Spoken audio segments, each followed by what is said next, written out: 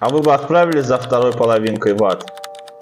Зачем идти пешком, если можно спуститься на лифте? Салют, меня зовут Имран. Я начинающий писатель, стареющий читатель, возможно, ваш проводник в мир большой литературы. Поехали. Все мы знаем по книгам и по фильмам, что любовь способна на все. Но что же будет с ней, когда за ней придет сама смерть? Сегодня поговорим о книге, которая в свое время наделала немало шуму. Это книга Ричарда Мэттисона «Куда приводят мечты». К этой книге я пришел после просмотра фильма, где снимался Робби Уильямс 1998 года. И я сразу принялся читать книгу, и она произвела на меня не очень положительное впечатление.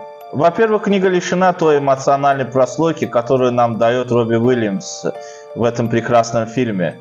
Во-вторых, герой пол книги рефлексирует о том, как он умер, рассказывает нам о загробной жизни, и пока нам становится интересно, проходит очень много времени.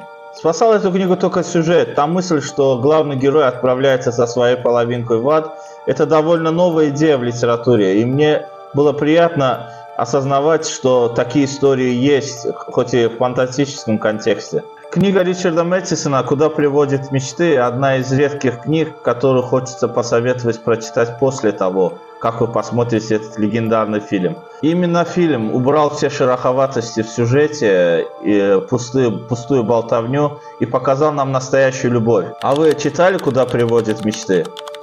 И куда они вас привели в итоге? Пишите в комментариях. Сочтемся.